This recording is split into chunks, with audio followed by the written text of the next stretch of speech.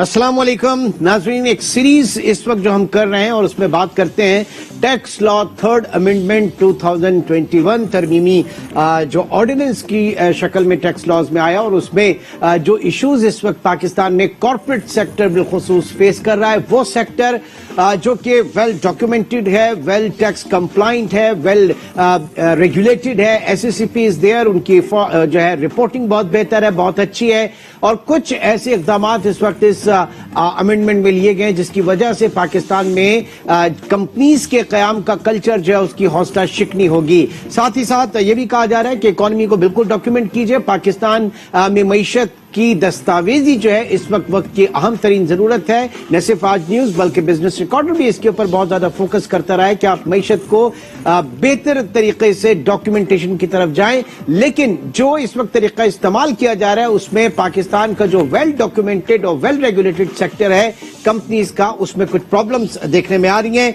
हुकूमत जो है वो टैक्स नेट में लेकर आना चाह रही है इस वक्त नॉन कंपनीज जिसमें आपकी एसोसिएशन ऑफ पर्संस शामिल है, जिसमें रिटेलर शामिल है, जिसमें पार्टनरशिप है, जिसमें सोल प्रोप्राइटरशिप शामिल है, at the cost of companies. यहाँ पे बहुत सारी चीजें हम देख रहे हैं कि उनके ऊपर प्रॉब्लम आ रही है। इन्हीं चीजों को आज भी डिस्कस करेंगे। सैयद नवीद अंद्राबी, माहिर मालियाती उमूर और एडवोकेट सुप्रीम कोर्ट हमारे साथ मौजूद हैं। बहुत शुक्रिया अंद्राबी साहब आपका। सबसे पहले पाकिस्तान में मईशत की दस्तावेजी जो है वो कितनी जरूरत है इस वक्त और हमेशा से रही है, और ये कल्चर खराब कब से होना शुरू हुआ पाकिस्तान में, जो डॉक्यूमेंटेशन है वो कितनी जरूरी है और ये प्रॉब्लम कहां से आना शुरू हुई थी? अंद्राबी साहब जी, अस्सलाम वालेकुम। बहुत शुक्रिया आपने मुझे मदऊ किया। जो आज का इशू है वो बहुत ही इम्पोर्टेंट है और ये शायद आज से नहीं है, बहुत अरसे से ये इशू चल रहा है कि इस मुल्क में अगर टैक्स के निज़ाम की बेहतरी चाहते हैं तो डॉक्यूमेंटेशन होना बहुत ज़रूरी है। उसके लिए शायद इक़दाम तो किए गए हैं मगर शायद नहीं, डेफिनेटली इतनी तनदही से नहीं किए गए जो कि समझ में आए या एप्लीकेबिलिटी हो। हमारे यहाँ यही होता आ रहा है कि जो लोग टैक्स नेट में मौजूद हैं या जो टैक्स देते हैं या जो कॉर्पोरेट सेक्टर में है या आप समझिए कि जो ऑर्गेनाइज सेक्टर के लोग हैं, उन्हीं के ऊपर ये मुश्किलात जो हैं वो वक्तन फवक्तन बढ़ती चली जा रही हैं। और ये बात बिल्कुल जाहिर है कि आप देख लीजिए कि जो लोग टैक्स नेट में थे वही टैक्स के ऊपर उनका FBR का जोर चलता था और बढ़ाने के यानी कि टैक्स नेट को या टैक्स गुजार की नंबर्स को बढ़ाने के लिए कोई इक़दाम नजर नहीं आता था। ये जो आप जिसका जिक्र कर रहे हैं, जिसकी तरफ आप निशानदही कर रहे हैं, ये एक और एस्पेक्ट है।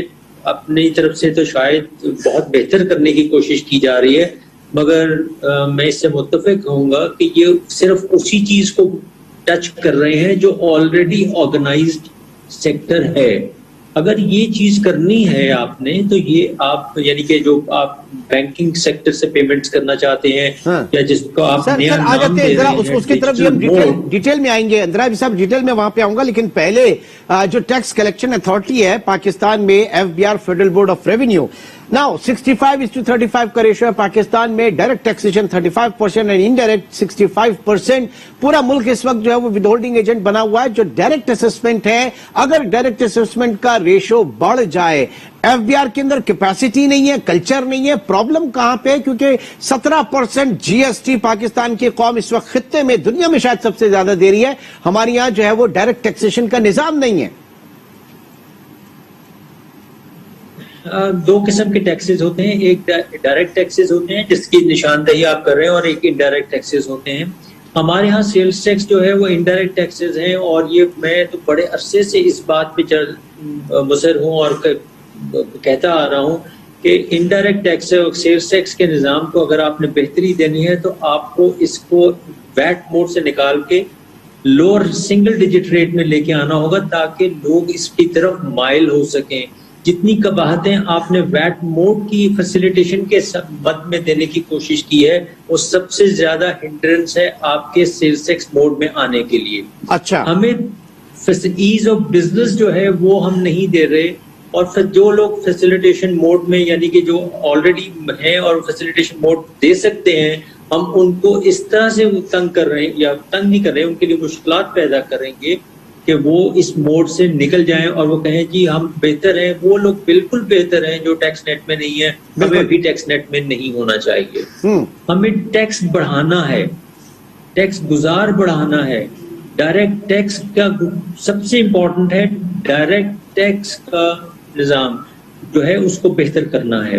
انڈائریکٹ ٹیکس تو ہر آدمی دے رہا ہے، چاہے آپ کسی کا بھی ذکر کر لیجئے تو پاکستان کے 22 کروڑ عوام جو ہے وہ جو بھی پرچیز کرے گا وہ انڈائریکٹ ٹیکس دے رہا ہوگا. مگر جو ہے اصل نظام ہے وہ ہے ڈائریکٹ ٹیکسیشن کا، کہ کتنے لوگ ڈائریکٹ ٹیکسیشن میں آتے ہیں. خالی ریٹرن فائلنگ سے ڈائریکٹ ٹیکسیشن کا موڈ نہیں بڑھتا.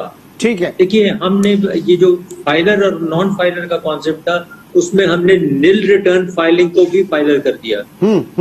کانسیپٹ ٹھیک ہے جی، آپ کی ریٹرن فائل ہو گئی، آپ فائلر ہو گئے، تو آپ ذرا پوچھ لیجئے کہ کتنی ریٹرنز جو ہیں وہ نیل فائلنگ کی ہیں، یعنی کہ آمدنی بلو ٹیکسیبل ہے میں دکھائی گئی ہے، just to avail the filer concept. ٹھیک ہے، لیکن سر اندرابی صاحب، فائلر اور نان فائلر کی جو ڈسکریمنیشن تھی اسپیشلی بینکنگ ٹرانزیکشنز کے اوپر، نان فائلر سے ظاہر ہے کہ گورنمنٹ زیادہ جو ہے وہ پیسے وصول کرتی ہے، تو یہ حکومت کو سوٹ کرتا ہے. انہوں نے ہر چیز وہ رکھی ہوئی ہے جو اسے سوٹ کرے، رادر دین کہ ایک لانگ ٹرم پرسپیکٹو میں آپ کے یہاں تو ڈسکریمنیشن ہونی نہیں چاہیے تھی. نان فائلر تو ہونا ہی نہیں چاہیے تھا. ہو از نان فائلر، کوئی چیز ہونی نہیں چاہیے، سب فائلر ہونے چاہیے. لیکن یہاں پہ جو ہمارے وزارت خزانہ کو سوٹ کرتی ہے، جو FBR کو سوٹ کرتی ہے، وہ چیزیں ہم رکھ لیتے ہیں. آپ بالکل صحیح فرما رہے ہیں. دیکھیے ہمارے ہاں اس وقت 2 موڈ چل رہے ہیں. مجھے امید ہے کہ شاید ہم بہتری کی طرف چل پڑیں. پہلی بات تو یہ ہے کہ جو ریگولیٹر ہیں ہمارے، ان کے پاس ایک ہدف موجود ہے کہ آپ نے اس ٹارگٹ کو اچیو کرنا ہے، اور اس کو ہم انگریزی میں کہتے ہیں کم واٹ میں.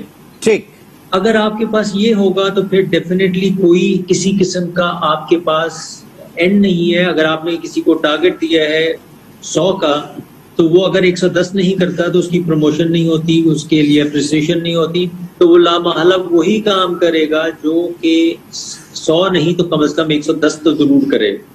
ہم یہ کام آج سے نہیں، مطلب مجھے آج 30-35 سال ہو گئے ہیں اس پریکٹس میں، تو میں 10 لاکھ ٹیکس پیئر جو بڑی مشکل سے تھے، اور آج ہم کہتے ہیں جی ہمارے پاس 30 لاکھ ہو گئے، 40 لاکھ ہو گئے، تو ہم آج بھی انہی ٹیکس گزاروں کو میں کہوں گا ہم ان کو سکویز کرتے چلے آ رہے ہیں. ٹھیک ہے، اور انہی کے اوپر نوٹسز آتے ہیں، آپ دیکھ لیجئے.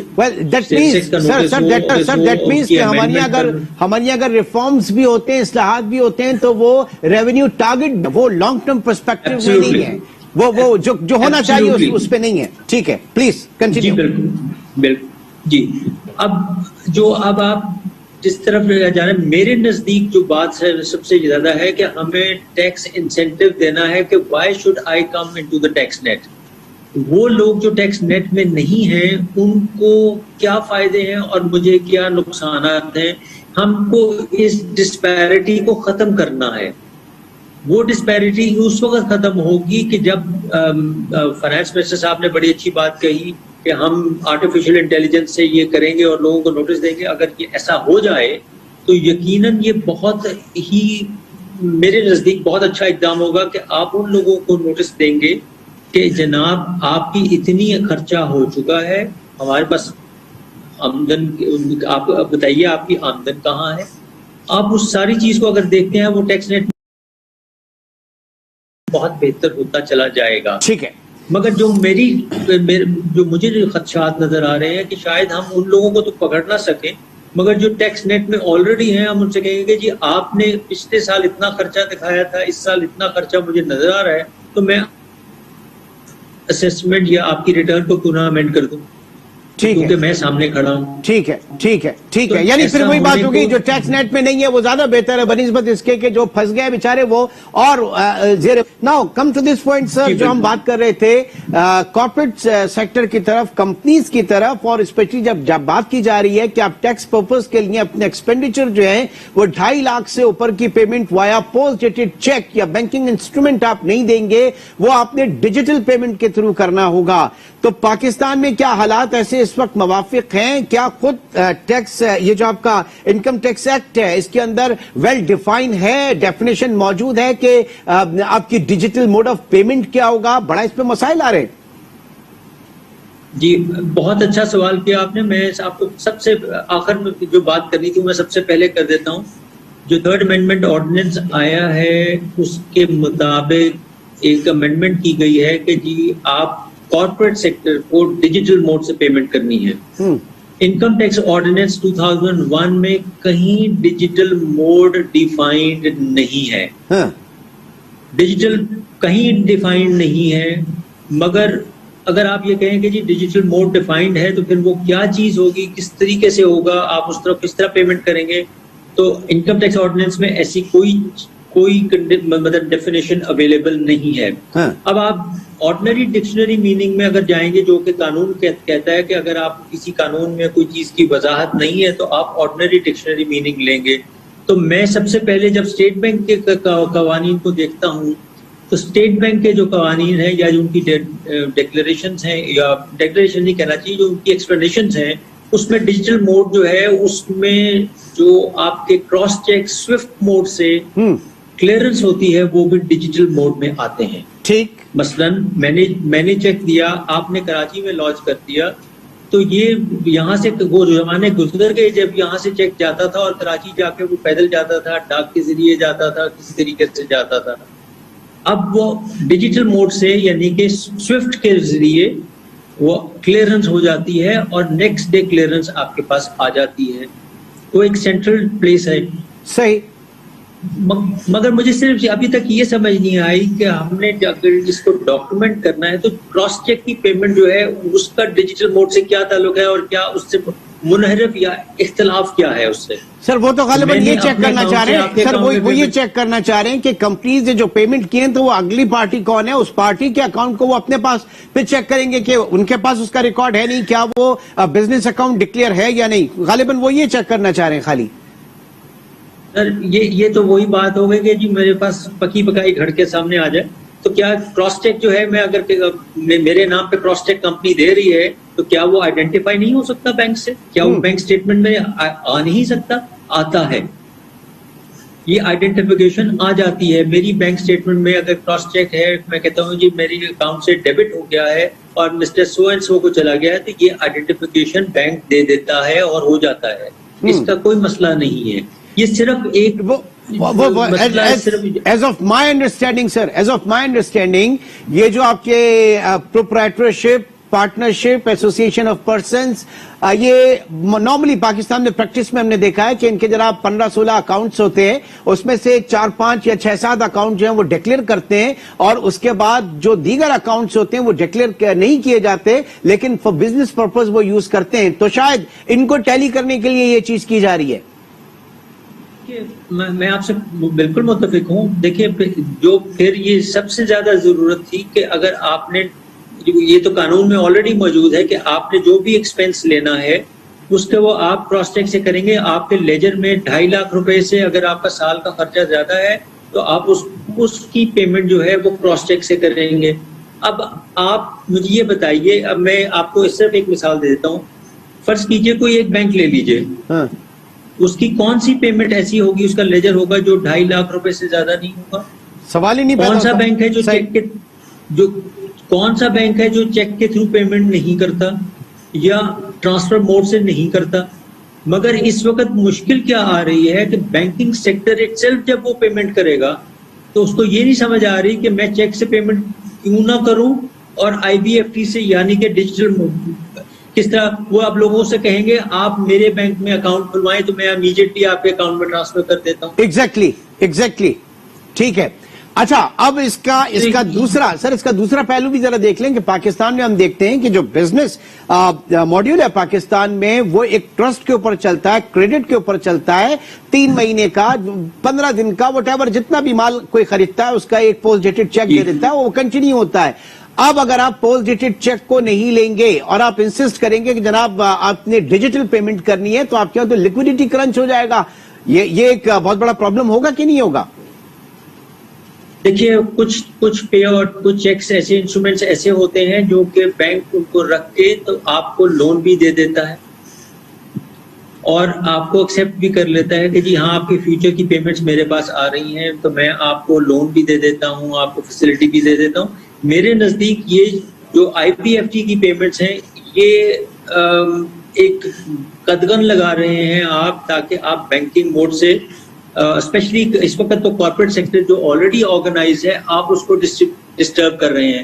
اگر آپ کو یہ کرنا ہی ہے تو جو آپ کا سسٹم ہے وہ آپ جس طرح آپ نے اوپننگ سینٹنس میں بھی کہا تو ہمیں اس کو اکراس دا بورڈ بزنس میں ڈالنا ہے without identifying who the person is, either he is an individual یا وہ اے او پی ہے یا پارٹنرشپ ہے یا وہ کارپوریٹ سیکٹر ہے. تو اگر تو اس طرح آپ کریں گے تو پھر تو بات سمجھ میں آتی ہے.